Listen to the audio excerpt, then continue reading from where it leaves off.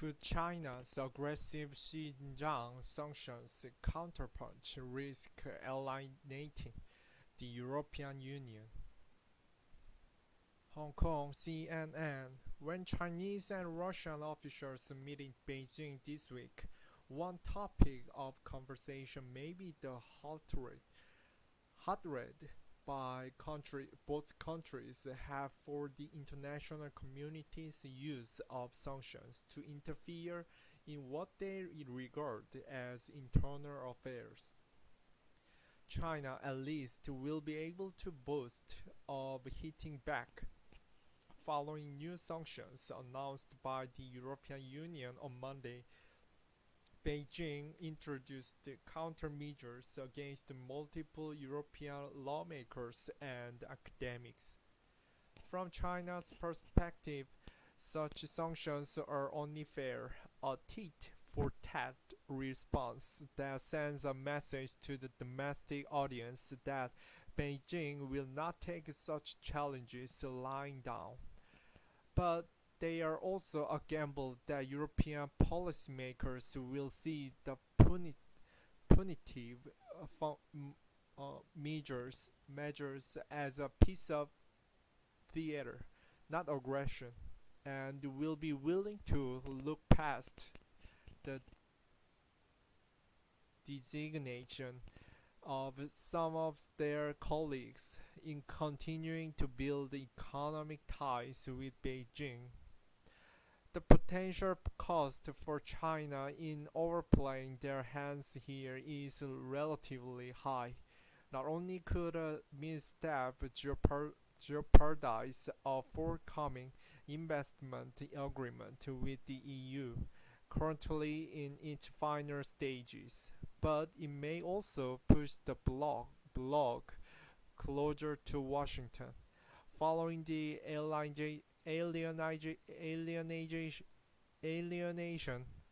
of the Donald Trump era that so benefited Beijing. Soon after the Chinese sanctions were announced, the Socialist and Democrat, the second largest grouping of lawmakers in the European Parliament, said they would not engage in any talks on the agreement till the measures were lifted. 7 years in the making, the wide-ranging agreement, known formally as the Comprehensive Agreement on Investment with China, is designed to rebalance trade with the world's second largest economy and improve market access for EU businesses.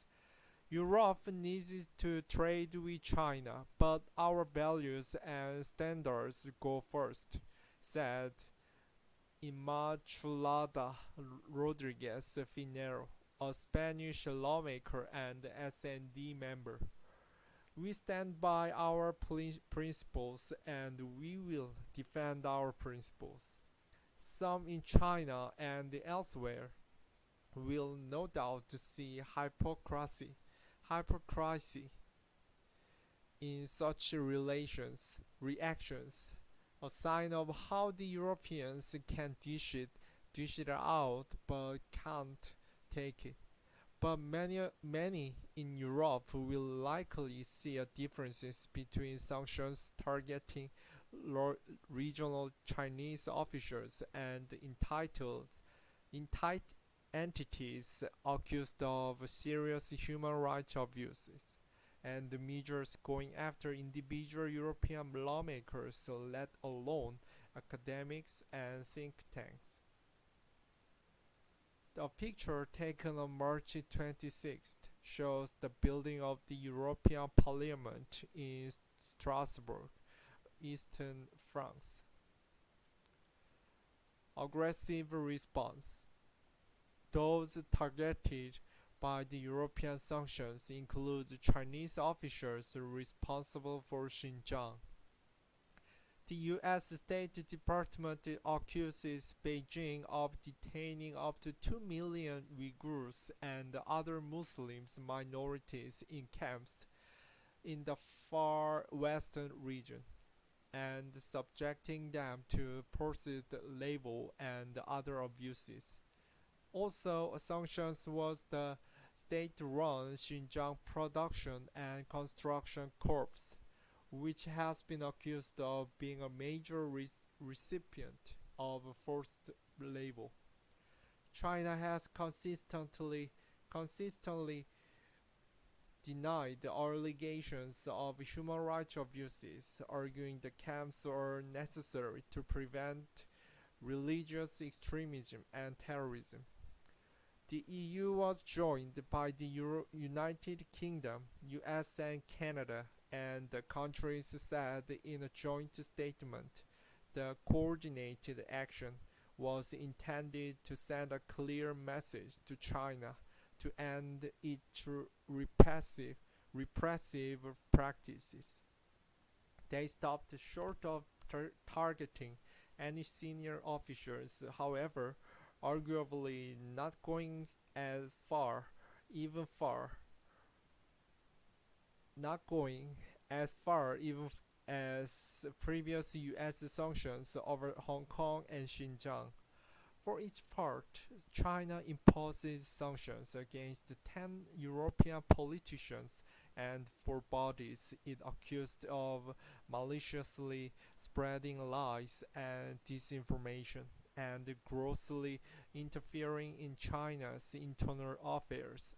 By doing so, they will be banned, along with their families, from entering China, Hong Kong, and Macau, and any related companies or institutions restricted from doing business in China. The Chinese side argues the EU side to reflect on itself, face squarely the severity of its mistake and redress it. It must stop lecturing others on human rights and interfering in their internal affairs, Beijing said in a statement. Among those sanctions are two think tanks, the conservative pro-free market alliance of Democracy's Foundation and the Mercator Institute for China Studies, one of the continent's leading China-focused institutions and not somewhere known for being particularly hawkish towards Beijing. In a statement, Merrick said it very much regrets this decision and rejected the allegation. As an independent research institute, we are dedicated to foster a better and more differentiated understanding of China, the statement added. We will continue to propose this mission by presenting the fact-based analysis, also with the aim of creating opportunity for exchanges and dialogue, even in difficult times. Also, sanctions was the German academic Adrian Jansch, one of the earliest researchers to raise the alarm over the situation in Xinjiang, who has previously been hit by a lawsuit in China and subjected to the barrage of negative press over his work. The US must earn back the world's trust. Tit for tat. Speaking Monday, Chinese Foreign Ministry spokeswoman Hua Chunying said for a long period the US and the West routinely interfered in other countries' domestic affairs by using democracy and human rights as an excuse. Hua hailed the China-Russia relationship as a pillar of world peace and stability for the way the two countries have stood together in close cooperation, firmly rejecting hegemony and bullying practice. That relationship was built partly on the back of sanctions introduced following Moscow's annexation of Crimea, a move which outrages the international community and pushed Russia closer to China.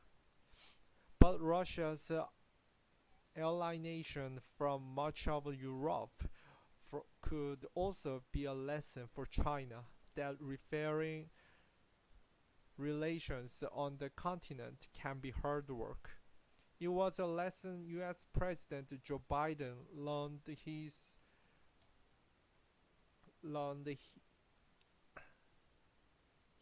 chagrin after Washington's overture to Brussels following his victory over Donald Trump were not welcomed as greedily as some in some in the US had expected. China was the major beneficiary of Trump's so-called America First foreign policy, with the EU increasingly plotting a separate tack to that followed by Washington. While the sanctions this week might feel like Brussels is following the lead of the US, that they were not as strong as American measures suggested there is still a great desire among many EU policymakers to continue to engage with China. Sanctions were Sanctions are an act of aggression, and Beijing is of course entitled to respond to the EU measures by how it sees fit. It may even feel obliged to counter for the domestic audience, but by targeting widely respected think tank and individual lawmakers, China may have risked hardening Europe's resolve. China's sanctions on MAPs, members of the European Parliament, at the Human Rights Subcommittee, and the EU bodies are unacceptable and will have consequences. David Sassoli, President of the European Parliament, said following Beijing's announcement.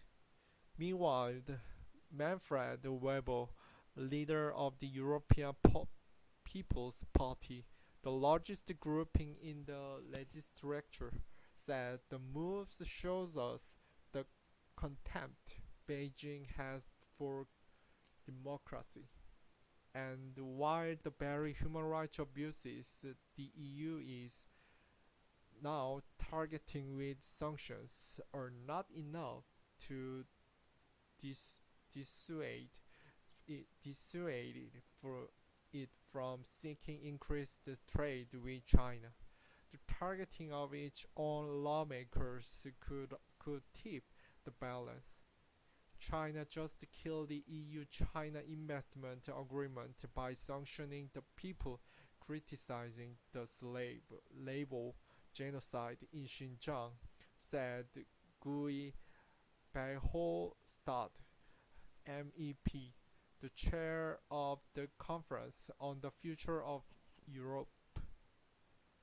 But while all eyes will now be on the agreement, there are also other ways lawmakers on the continent could respond that would anger China. Reacting to the news is we would not be allowed to visit China, Macau or Hong Kong, sanctioned MEP Reinhard Bukopath tweeted. But then there is Taiwan.